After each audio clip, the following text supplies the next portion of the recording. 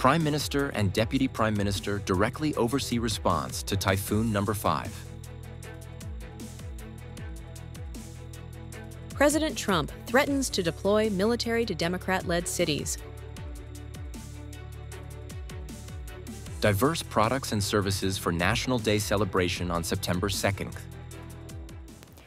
Hello, so good to see you again in today's news. I'm Hoàng Yên, and here we go, the first step of the show. From noon today, August 25th, the Typhoon number 5, or Kajiki, has caused strong winds and heavy rain in coastal areas of Hà Tĩnh and Nghệ An provinces. Last night, the Vietnamese Prime Minister Phạm Minh Chính just expected the response at Cửa Lò Port and Nghi Quang Fishing Port. This afternoon, the Deputy Prime Minister Trần Hồng Hà held an online meeting with the local government in the affected areas Thanh Hóa, Nghệ An, Hà Tĩnh, Quảng Trị, and Huế. Last night, after the meeting with provinces, Prime Minister Phạm Minh Chính continued to check and direct the response efforts at Cửa Lò Port and Nghi Quang Fishing Port.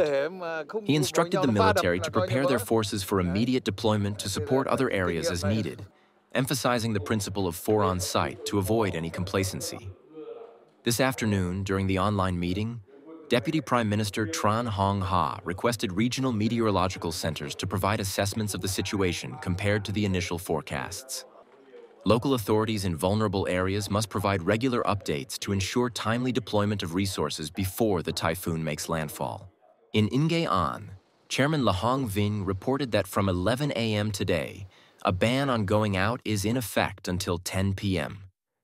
Over 1,000 reservoirs, including 23 hydropower lakes, have lowered water levels to manage flooding. More than 4,200 households have been evacuated, and emergency services are on standby 24/7.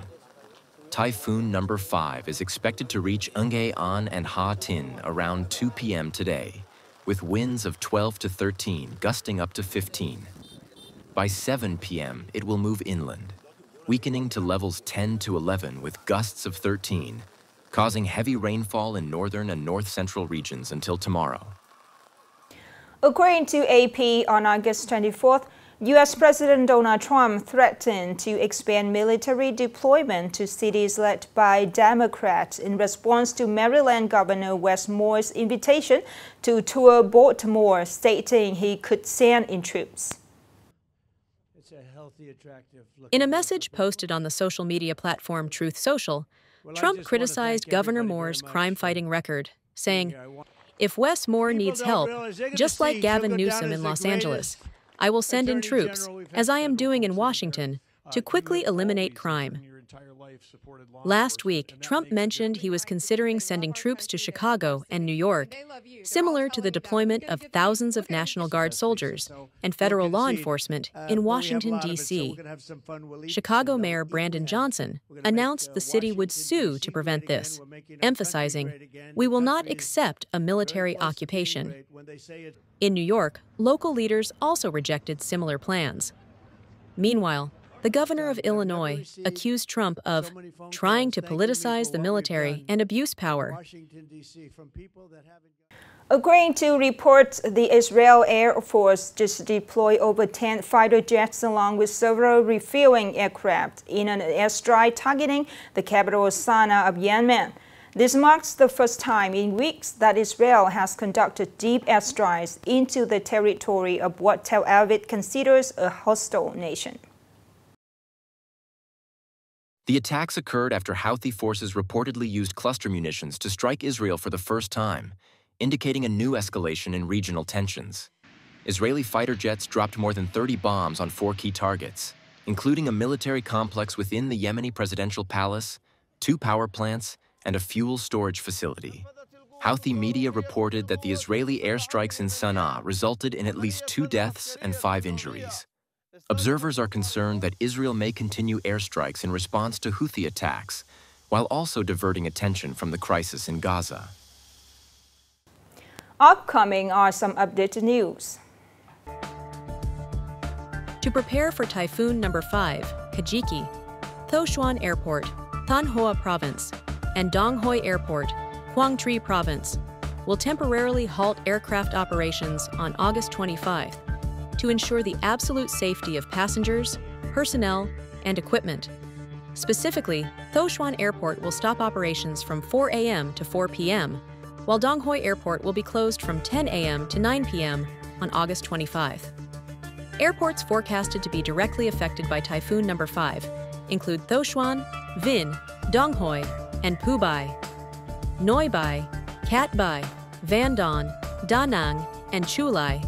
Pleiku airports are also updating information in case of unusual developments from the storm. Vietnam ranks second in Southeast Asia for the Sustainable Development Index this year, behind Thailand. The country's Sustainable Development Index reached 73.4 points, out of 100, an increase of about 27% compared to 2015. Significant improvements were noted in areas such as poverty reduction, clean energy, and affordability. However, some indicators remain challenging, including marine resources and environment, land resources and environment, innovative industry, and infrastructure. To achieve Sustainable Development Goals by 2030 and net zero emissions by 2050, Vietnamese businesses must not delay in adopting innovation and investing in core technologies that are green and sustainable.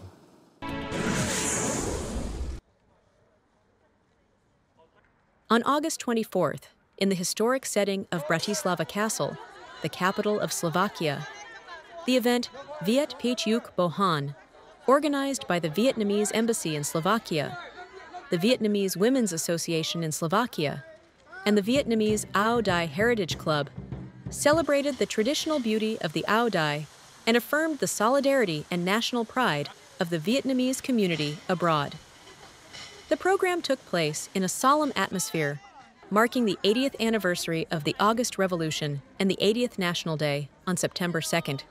Viet Phuc Bohan is not only a festival of the Ao Dai, but also the starting event for a series of Ao Dai parades in various European capitals, initiated by the European Federation of Vietnamese Women.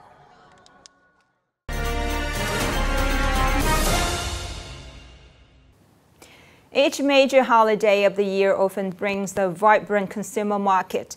This year, for National Day on September 2nd, festive atmosphere of flags and decorations has been complemented by a variety of creative products and services that appeal to the public. From dining services, fashion to online shopping, businesses have quickly seized the opportunity, enhancing their competitiveness while spreading the spirit of national pride. More in this story today. In celebration of this year's National Day, many impressive and unique products and services have been launched. Coffee shops quickly adapted to the trend by decorating their spaces and designing drinks that feature images of the homeland. This not only serves as a highlight for customers, but also helps these shops enhance their competitiveness, attracting young people to check in and promote on social media. The decorations in the cafes are beautiful and eye-catching, with conical hats, national flags, and maps of Vietnam. The atmosphere is filled with patriotic spirit and pride. On e-commerce platforms and social media, the search and purchase of products featuring the red and yellow flag, maps of Vietnam, and logos commemorating the 80th National Day on September 2nd have significantly increased. Businesses have quickly responded to this demand by launching a wide array of products to celebrate the holiday season.